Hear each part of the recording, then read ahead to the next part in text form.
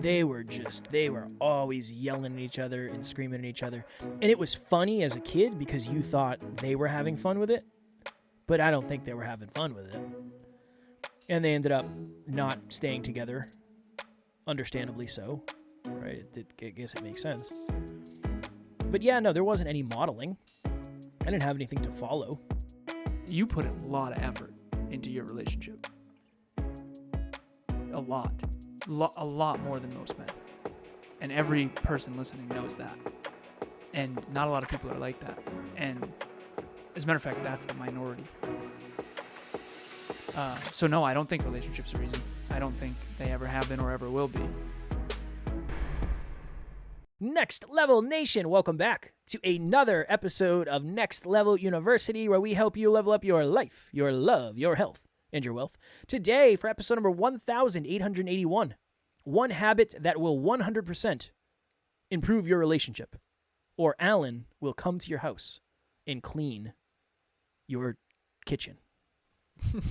It's a mighty offer to start. That's a mighty offer to start today's episode. All right.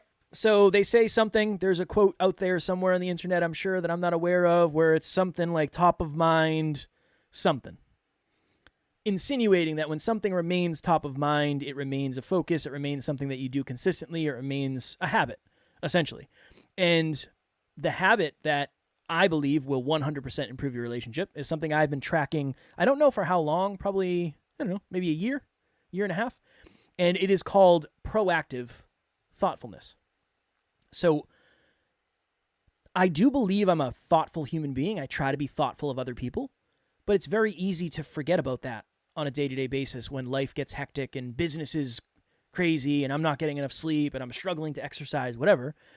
The point of proactive thoughtfulness is to see that on my PPT, my system of success, my habit tracker every day, and say, okay, what is one thing I can do today that Taryn will feel knowing that I was thinking of her? Some days what I've been doing a lot recently is just sending a cute text message in the middle of the day. I know maybe you're thinking, Kev, it's not that hard to remember that. It's not that challenging to do that every day. Maybe it's already top of mind for you. I just get lost in the flow of the day. And next thing I know, it's 6:00 at night and she's getting home from work. So it's just not always top of mind for me. So that proactive thoughtfulness that I track every day, it just creates ideas and it forces me to be more creative. Excuse me, please keep it down. It also helps me create ideas, as I was saying, and be more creative. And it just remains top of mind. And I believe that everybody could benefit from a simple habit like that. The habit loop: trigger, behavior, reward. Mm-hmm. And the peak performance tracker, the habit tracker, I always say you got to have the label right if you want the trigger to trigger the correct behavior. So proactive thoughtfulness. This morning when I woke up, I plugged in, Emilia has this little tea kettle. I plugged it in and set it up and put her chai tea in there. And she thanked me and she said that was so sweet. And do you have a habit you track for that? Or are you just trying to make me look bad, you son of a bitch? No, I'm not. No, it would probably be a good thing. But I am pretty thoughtful as well. Yeah, I would say for sure. Yeah, I'm always trying to do that. We also have a nucleus, we call it. It's every single week we have one thing we do for me, one thing we do for her, and then one thing we do for the we. And we have it on our whiteboard downstairs. And that helps us keep ourselves taken care of and each other taken care of. But yeah, I probably would benefit from that for sure. And I do agree with you. No one would not benefit from that. Double negative. 100%. And even if you're not in a relationship, proactive thoughtfulness with friends, proactive thoughtfulness with family, somebody has to reach out to start the conversation. Somebody has to. And yeah, maybe it will end up being you more than you want it to be.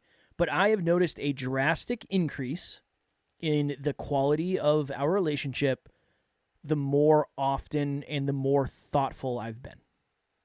And again, it's not rocket science. It makes sense.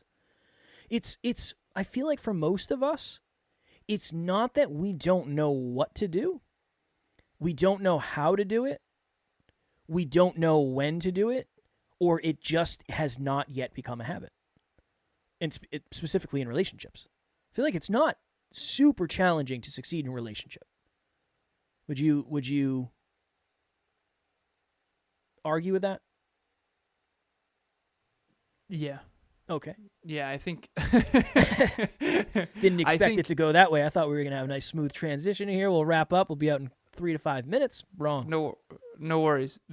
I've been coaching couples for 4 years now, and just want people to know I'm not just saying this, but I think if you have a lot of humility, courage, and vulnerability in your relationship, and you are with someone who is compatible, I think it will feel pretty natural. However, you can still royally screw that up. Of course. Unless it's meant for you.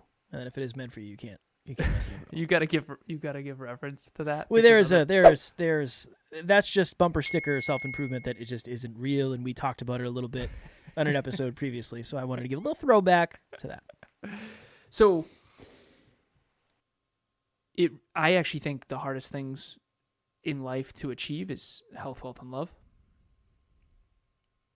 And I think that usually we're really good at one of them, decent at one of them, and then terrible at one of them. And my assessment of you, Kevin says, people love when you tell them about them. And you did that with me earlier, so that's good. And that's really what a good friend can do if they do it playfully and or just if they're kind with it. So I believe that you were good at relationships. And again, relatively speaking, right? Yeah, it wasn't great. So wealth, I think, was the one that you struggled with. Health, you did pretty well. And then love, I think that came natural. It seems like it comes natural, I would say. It doesn't. I don't think it does. I don't know, maybe. I don't know. I think I have high emotional intelligence, which I think helps. I think one of the factors in a successful relationship is emotional intelligence. Would you say that you feel like getting along with people is pretty easy for you? Getting along with the right people, yeah. I always do the disclaimer, I'm an engineer. I feel like relationships have been 99% of my challenge in life. Well, I think that's a good perspective because I guess you could say the same thing about fitness, right? It's like I feel like we all know what to do for fitness, but some of us don't. The stuff is out there, but I get taking it from something that you just learned to something that you're practicing. I told, again, I know this sounds arrogant. I don't mean it that way, but I told Taryn, I've told all my partners, I want your friends to be jealous, not of anything other than the way I treat you. I want your friends to say, "Wow, I really wish my partner would treat me like that." Like, that's my goal. That's what I'm playing for. I don't want to. When I say I don't want an average relationship, I don't mean it in a way of. I mean more the 100% that I put in. I want to make sure I'm being a good partner, and I've always thought that since the very beginning of time. Not the very beginning of time. Teenage Kev. I mean, that was my thought process. I was trying to be a really, really good partner, because I never saw what good partnership was. My mom, I didn't have my dad. My mom never dated anybody. I never saw what love was, ever. Never had any idea what that was. And then I would see the friends of the families of the friends that I had, and I was always like, something's astray here. Yeah, for sure. Something is astray here. Yeah, you guys don't even like each other. Never mind love each other. I don't know. Let's have a real conversation about that. That's good stuff right there. What about it? Growing up, I always playfully refer to where I grew up as the Boulevard of Broken Dreams. And for anyone who's listening who might be from where Kevin and I grew up, I'm playful with it. But particularly my street, it just seemed like this. I was talking about this recently. We'll get back to the proactive thoughtfulness in a sec. It seemed like no one was fulfilled. Everybody hated their job. Everybody waited for the weekends. There were no happy marriages. Not none. There was one that I can think of. Growing up, one happy marriage that really looked like something great. It seemed like they had a great relationship, but only one. Most of them, it was like, you guys don't even like each other, never mind love each other. So I was very scared of marriage. And I remember when I was in high school, I've said this before, people would come to me and say, these are the best years of your life. And I remember thinking, that's the worst. If that's true, this is awful. My goodness, I hope not. And it turns out that's not true at all. If you get better, your life most likely will get better as well. Not always, but yeah, it's pretty comparable. If you keep getting better and better and better, and you improve as a partner, you'll probably have a better relationship. You improve as a business owner, you'll probably have a better business. You improve in fitness, you'll probably have a better body. Like, that is correlated. And growing up, I saw miserable relationships, and I saw miserable people, and very few human beings seemed like they were living meaningful, passionate lives of goals and contribution and growth and dreams. And I think that that's one of the reasons you and I vibe so well, is because we wanted to do it different. Hello, NLU listener. Thank you, as always, for listening to Next Level University. Real quick, I just want to jump in and let you know about the Next Level Dreamliner. This is a journal that I use every single day. Achieve your dreams 90 days at a time. It breaks down your dreams into goals, milestones, and daily habits. We hope you enjoy it. The link will be in the show notes. There wasn't a lot of role model relationships, that is for certain. Some of the closest, I remember I used to be really close with this family, and was there any proactive thoughtfulness going on? Absolutely not. No. They were family friends, and they were always yelling at each other and screaming at each other. And it was funny as a kid because you thought they were having fun with it, but I don't think they were having fun with it. And they ended up not staying together. Understandably so, right? I guess it makes sense. But yeah, no, there wasn't any modeling. I didn't have anything to follow. I didn't really ever felt like, I don't think I ever felt like I really saw a home that was filled with that type of love, like a relationship love. Never knew. But that's always been the goal. I've always wanted to. I remember in middle school, I dated a girl named Jen. You'll know Jen. Mm-hmm. And you ever heard of web TV? I had a typewriter. Maybe.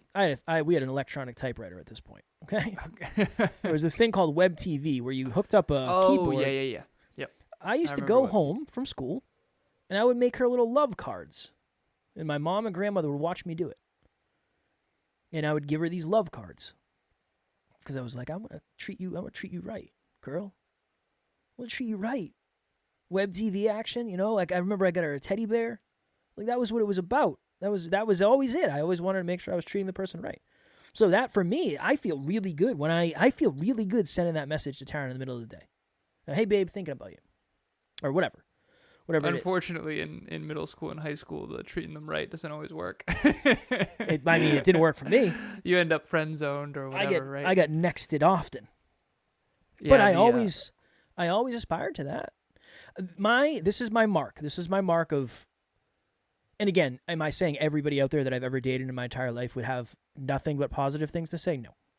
But the way people talk about you when they leave your life is an indication of who you are as a person.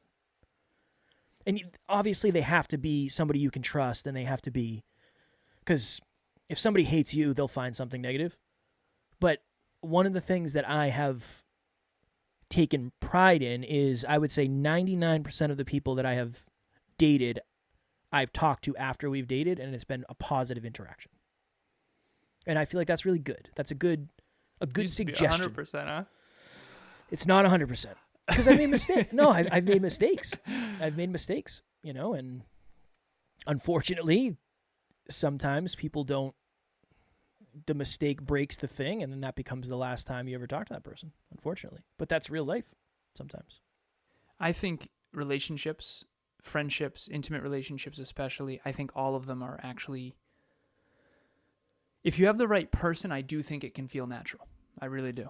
It does feel really natural with Emilia and I. But the moment that I start thinking it's easy, I might lose my humility and then stop being proactive and not tracking the habits. I mean, you do gratitudes every night. You're tracking proactive thoughtfulness. A lot of people listening, Kev, are sitting there going, the amount of effort that Kev, I mean, I'll just say this. You put a lot of effort into your relationship. I try my best. A lot. a lot more than most men. And every person listening knows that. And not a lot of people are like that. And as a matter of fact, that's the minority. So no, I don't think relationships are easy. I don't think they ever have been or ever will be. You think the recipe for a successful relationship is easy? I think that's what I mean, is it probably doesn't take as many things as maybe we think. But if you do like 5 things really consistently. We're doing a relationship talks event soon called our 5 relationship game changers. One of them is gratitudes. But I do agree that if you were to do 5 things consistently and improve those things and then adapt and evolve along the way, yeah. But same with fitness, sleep, hydration, nutrition, training, mobility. It is simple. Yeah. I think maybe that's what you're going for, is it's simple, but it's not easy. Fitness is simple, super simple. And yeah, there's complexities, hormones. I get, like, this is the duality. I want to share this quickly. Everything in life is both complex and simple. It took me 7 years of studying the fitness industry and fitness to get to the point where I understood the simple fundamentals that actually matter. At the beginning of every journey, so even in relationships, yeah, I agree with you, it's simple. But that's only because you and I spent a really long time and a lot of time having conversations. Okay, trust, effective communication, courage, humility, vulnerability, consistent gratitudes, proactive thoughtfulness, understanding love languages. I mean, dude, yeah, it seems simple now. No, but that's because we have all the tools in our tool belt that we've studied over and accumulated over the years. So yeah, I would say it's extremely, you have to understand the simple fundamentals and then do them consistently. However, it can take a lifetime to really understand the complexities of those simple fundamentals. I appreciate the reframe. Absolutely. Well, today's thing is one thing you can practice now. If you have a partner and you're tracking habits, whether it's with another app or you're set up with Alan's stuff or our stuff, but through Alan's coaching, this is one that I feel like you want to talk about the best bang for your buck. It takes 1 minute to write a text. And I've just noticed that I've been more intentional. Even though we talked recently about the fact that when I feel constricted, I tend to say no first, and then I try to get to yes. Lately, I've just been starting with yes. So Taryn will ask for something, and I just say yes, and then figure out, can I actually do that? Am I going to be able to, is that even possible for me to be able to do that? I'm like, hey, do you mind helping me take this to my car? Yes. What time works best? Yes, I don't mind. Hey, do you mind helping me? Would you help me? Thank you. Yes, I do mind. Would you help me take this heavy thing to my car? Yes. What time works best? Nice. This time. I can't do that time because I'm on a call. What else do we have? How can we be flexible? 0 to 10, how much time and effort have you put into making your relationship work and flourish? It's hard because it's a sliding scale, because obviously it's not 12 hours a day like this, right? I'm very conscious. A lot of it's just conscious. I'm always thinking about it. It's always there. Yeah. So, I don't know, probably 8 out of 10. Yeah, right. Probably 8 out of 10. Emilia and I, we have a podcast called the Conscious Couples Podcast. I know many of the listeners know that. That whole podcast is, I mean, we've done 142 episodes. That's like me coming to you and saying, podcasting's pretty simple. Yes, and you can listen to all 130 episodes of the Podcast Growth University and still only know a fraction of what is possible for you. And so I think, and even PGU, I'm sure it's the fundamentals over and over and over again, and maybe some nuances about them and stuff like that. I've never if you listened, you've never personally listened, and I can tell. It's showing. What do you mean? I can tell you know what I talk about over there at PGU. Unreal. You've been listen to Conscious Couples? Never once have I ever. No, I have. No, I have. I do not listen often. No, I gotta start with NLU. Brother, I'm kidding. I know. Yeah. But trust me, I'd like to listen to all the podcasts. I don't even listen to this one. I have one of my clients listening to Conscious Couples podcast and NLU every single day because he's catching up on. So Conscious Couples is only once a week, but he has a lot to catch up on. So shout out. That's a lot of Alan. That is maybe too much Alan. I don't know if there is such thing, but if there is such thing, that is that such thing. It's a lot of Alan. Yeah. It's a lot of Alan. That would be my takeaway for today's episode. I think when it comes to relationships, specificity matters a ton. And if you know love languages, you know what a proactive, thoughtful thing means to your partner, you know exactly what things to deploy, you're going to have a more successful relationship. And then it's just up to you. That's the other piece is you got to be the person to do it consistently. If the person you're with has to remind you for proactive thoughtfulness, it's not proactive. That is reactive thoughtfulness. Still good, but probably not as good as proactive thoughtfulness. You can hit the curb and then turn the wheel. It's better if you don't hit the curb in the first place. I've learned. All right, what's your quick takeaway? 12-second takeaway. Understand your partner, learn them every day, and really listen to the distinctions of what matters to them a lot. Like Emilia, it was a 10 out of 10 for her with just that simple plugging in the little teapot. The little things go a long way, and when you get feedback from your partner, you can hone in on the things that matter a lot, because you might be putting a lot of time and effort into things that don't matter. I've done that a lot in the past. Same. All right, Next Level Nation, if you are in a relationship and you are looking to level up your relationship, Alan and Emilia do relationship coaching. Relationship Talks coaching is what it's called. So you can reach out to Alan for that. And if you are not in Next Level Nation and you're looking for a group of amazing humans who are getting to the next level of their life, we'll have the link in the show notes. We would love to have you. As always, we love you. We appreciate you. Grateful for each and every one of you. And at NLU, we don't have fans. We have family. We will talk to you all tomorrow. Stay proactive. Next Level Nation.